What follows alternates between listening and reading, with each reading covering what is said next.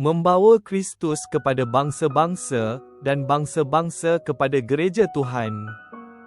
26 Oktober tahun 2024. Surat-surat yang berbaloi dibaca.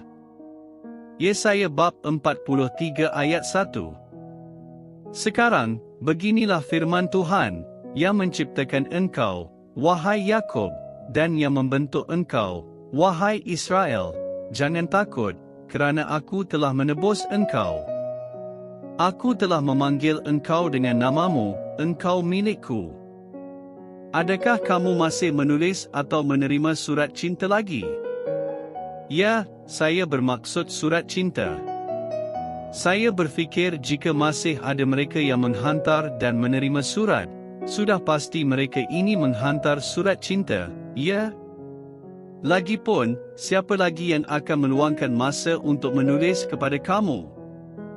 Waktu dahulu sebelum kemunculan televisyen dan radio, datuk dan nenek saya selalu menghantar dan menerima surat sesama mereka.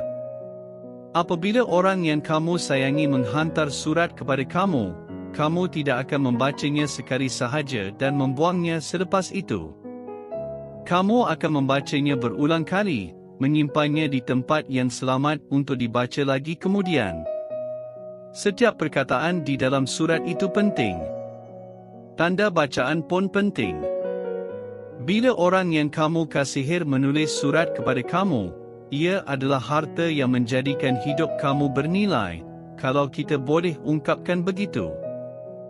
Jadi, jika kata-kata cinta manusia dihantar dengan niat supaya kamu membacanya berulang kali kerana kamu benar-benar penting kepada pengirimnya, jika kata-katanya begitu berkuasa, maka ambillah perhatian. Nabi Yesaya mengatakan sesuatu yang luar biasa di sini. Dia berkata bahawa firman Tuhan adalah surat cinta yang ditulis oleh Tuhan sendiri kepada dunia yang berdosa untuk memberitahu mereka tentang kehidupan dan keselamatan yang Dia inginkan untuk setiap orang di muka bumi ini biarpun masa lalu, sekarang dan masa hadapan.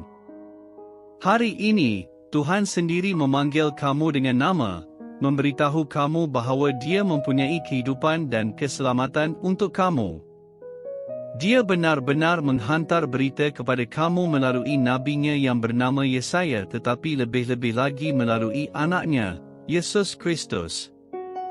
Malah, saya mencabar kamu untuk membaca semula apa Tuhan firmankan dalam Yesaya 43, jangan takut, kerana aku telah menebus engkau, engkau milikku. Juga, baca kitab Yohanes dalam Perjanjian Baru. Ia berbunyi, Allah begitu mengasihi dunia sehingga menganugerahkan anaknya yang tunggal supaya setiap orang yang percaya kepadanya tidak binasa melainkan mendapat hidup kekal.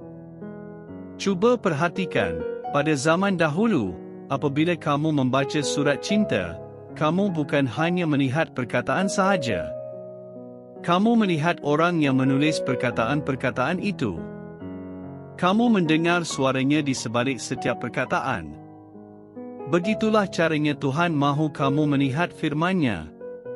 Kata-kata Tuhan bukan kata-kata biasa. Kata-katanya membolehkan kamu dan saya menikmati kehidupan sebenar. Dengar lagi bila Tuhan berfirman melalui Yesaya, apabila engkau mengharungi air, aku akan menyertaimu, dan engkau tidak akan dihanyutkan saat mengharungi sungai.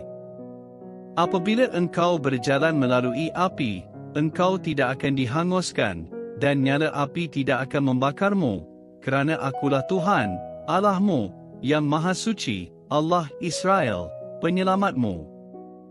Ini hanyalah sedikit gambaran penyelamatan yang Tuhan sediakan kepada dunia dalam Yesus. Bacalah surat cintanya kepada kamu dan rasakanlah isinya.